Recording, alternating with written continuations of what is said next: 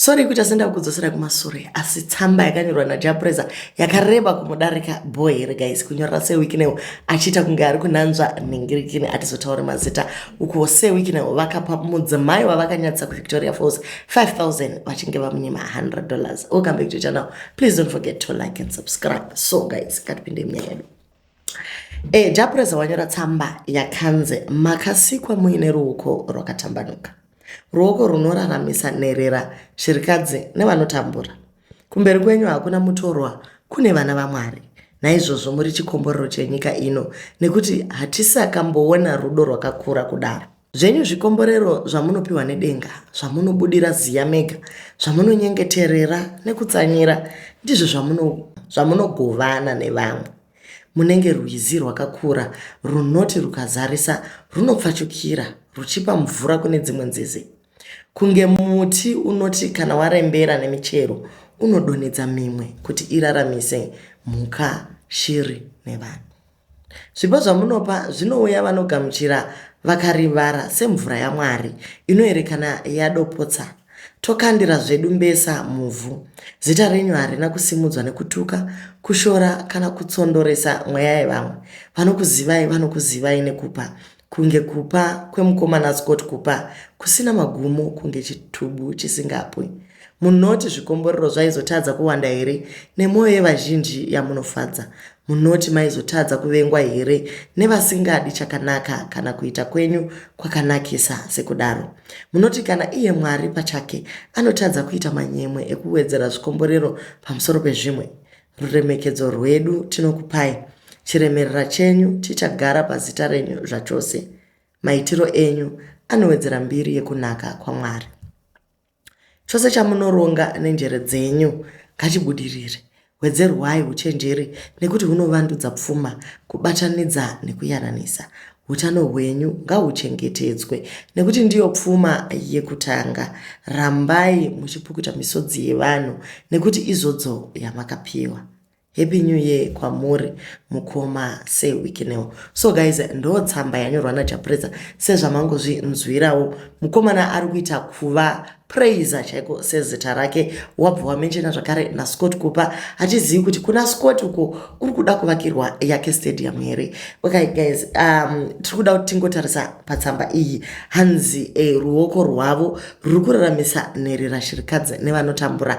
Maonero atiri kuita ndeyekuti hapana vanotambura vati vapiwa mota. Mai Chisamba vakapiwa mota, vana Sandra Ndevele, maybe nherera ndiye Jah Prayzah since baba wake vakashaika, asi hunherera huna here zera rekuti hunogumira pa 12 kana pa 15 varume vakuru vachiri nherera here. Then apa kuri kunzi hanzi zvavanobudira ziya vega. Guys, Sir Wicknel wakaenda kunoshanda kupi? Ndoda kuziva kubasa kwavanomukira, because so far mukomana anongoti go to Victor then zvatopera. Womona ari kuDubai, chatinoziva isolar project yeGwanda isati yapera, pakangovhurwa pakangoisiwa mafremu. Hapana chero solar panel imwe chete yakaisiwa. Ameno kuti ziya racho ari kuribuda achifamba kuenda kuVictoria Falls naLulu Mutekere kana kuti achipa vanhu mota. Tinotenda hedu Sir Wicknel nekupa kwavakaita vanhu mota, asi tichidzokera panyaya yeshirikadzi nenherera nevanotambura.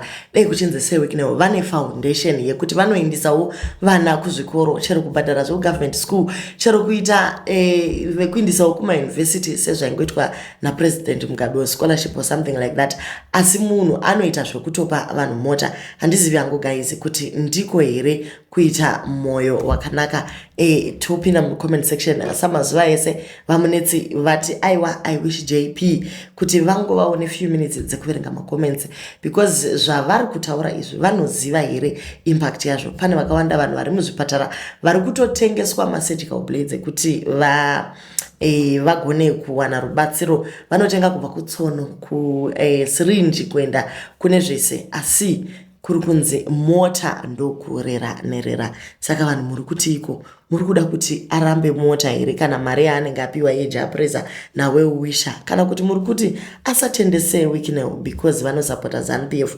maZimbabweans makaoma hama dzangu, so ndevamwe avo vari kufungawo mafungiro avo. Handsome Godo ndiye ari kuya necomment iyoyo nekuti iye maybe ari kutaimirawo mota since akadropwa namama V. Guys, atimbotaura nyaya yamama V.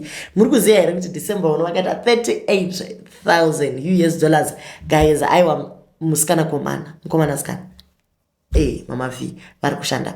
So Handsome Godo ari kuti maybe achawanawo something pakuitawo zvekunanzva ningirikiri. Vamwe vari kuti aiwa iwewe Handsome unogona kutongoshaya mafollowers, ibvapo hatingatadze kuona nekutambura kwatiri kuita nekuda kwavo ava varume ava. Tonyevenuka seiko mwoyo yedu isusu tichiita go through zvinhu zvakaomarara kudai senyika.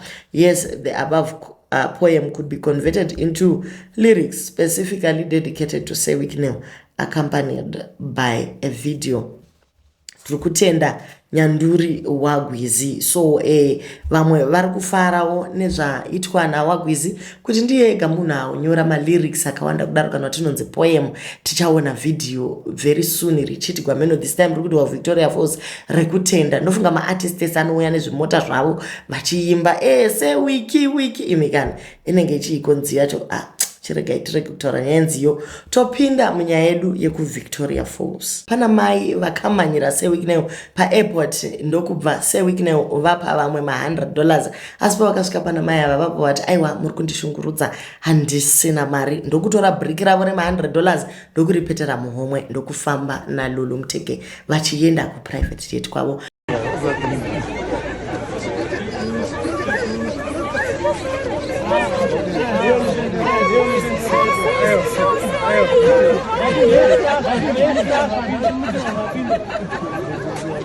Amai vai vakatoti hello ma'am vachizama kumhoresa, vakati Sir Wiki chero neniwo aiwa zvakaramba hazvo midzimu yavo inenge yange yakabatwa neupe, asi ndokuzoti bodozve yakazopepuka. Sir Wicknel vakati ivo from victim to victory.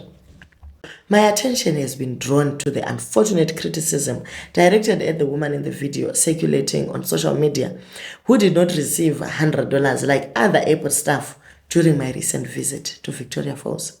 As I prepared to board my private jet back to Harare in the company of my beautiful and beloved partner, beautiful in capital letters, I feel deeply moved by the airport staff who were on duty, sacrificing time with their families during Christmas time.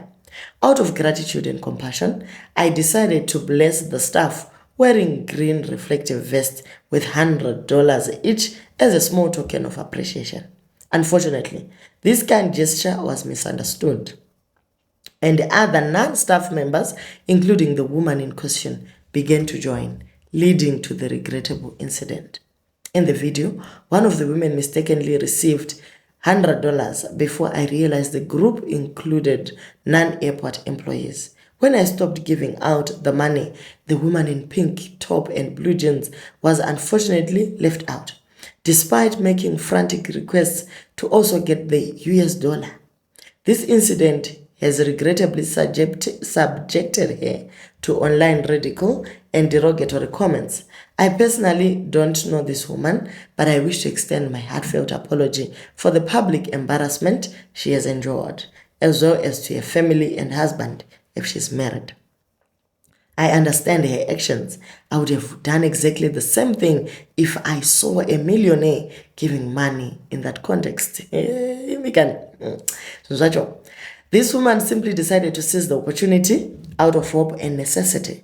To this woman, I want you to know that in life, what may seem like a moment of humiliation can become a point of breakthrough, and certain trials often lead to triumph with greater opportunities.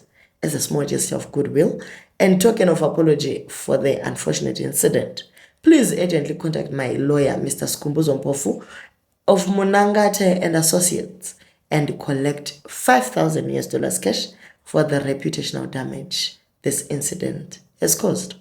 I wish you and your family a prosperous 2025. So guys, from grass to grace amai vapinda. Kwanza ukangoona umiliyoni ichidarika guys, kavara munhu ngakugare pataundi. Unonyadziswa zvako. Asi aiwa 2 minutes unogona kutongopinda ka 5000 kako kwakutonotenga kawishi kako kana ichiko mazano kune nowa imota dzipiko tichadziziva maki 2 maki 10 wodoisa parodi mai mwana kana utonoifanika zvinhu zvacho so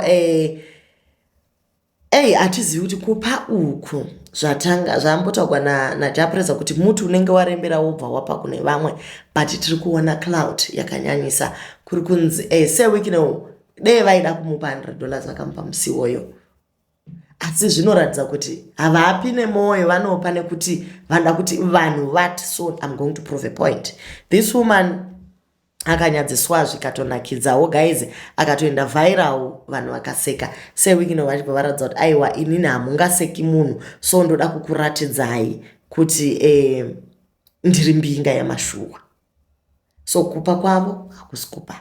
But anyway, pane vekumarufu family guys iwo munovaziva mukoma marufu vekudamburwa maoko vepaBotswana vaya vadecida kubva vangojambirawo mucomment section vari pekutanga ndokuti ini ndinokumbirawo munhu waMwari mundibatsirewo kutenga maartificial hands. Ndinoshuvirawo kumbodyawo ndichishandisa maoko. Right now ndinodya nemuromo, ndinodya sezvinoitwa nembwa zviya. Ndibatsirewo mukuru nditengewo maartificial hands ndokubva vaisawo picture yavo vekwamarufu vamboedza zvachose kuti vabatsirike vagone kutengera vamarufu maoko, asi mari dzacho hadzisi kukwana. Vakamboedza kuita GoFundMe but haina kupushwa kuti ifambe. Vakazama kuita mastar party vari kuhostewa kune mamwe machannels because kuBotswana hakuna monetization. Mari dzacho dzimwe dzacho dziri kungoita sedziri kudisappear, pamwe hameno zviri kuitikawo neFacebook. So tinokumbirawo kuti kana kuri kupa kwamachokwadi havo vanhu chaivo vanonida help, since mataurwa kuti ini ndimi the giver, aiwa kuhanditi muri millionaire in all currencies kama kambotaura paya imikani.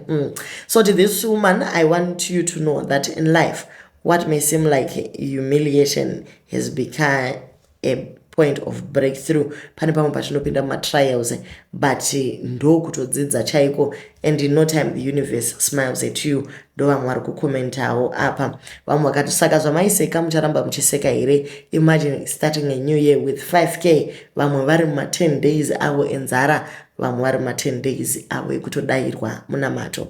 Great gesture. The last airport staff was missed as he came at the same time with other staff members. The one with the glove doesn't receive, however smiles and went on to execute his duty gracefully, controlling the crowd. Akaratidza maturity and good work ethic. Just saying, tikungoti Sir Wicknel mumuonewo mukomana neimwe $100. This woman is my relative. I personally encourage her after this public humiliation that your breakthrough from the same ridicule is around the corner and it shall come tenfold. We thank God for this prophecy.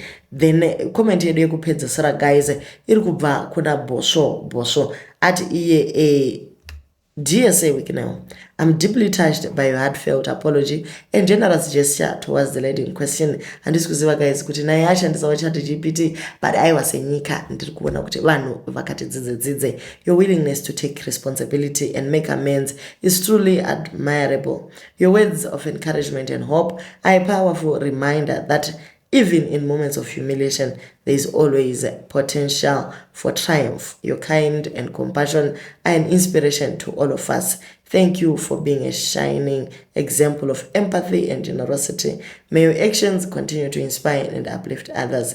Wishing you and your loved ones a blessed and prosperous 2025. Yours, Mr. Gabriel. So guys, atisikuziva kuti Mr. Gabriel heartfelt yavari kunyora ndeyekuedzawo here kuti vawanewo chiakwaya. Asi guys, indiri pano ndangori ndataura Sir Wicknel ko changuwo chiakwaya chichauya rini. Do leave your comments on what you think and thank you guys for watching.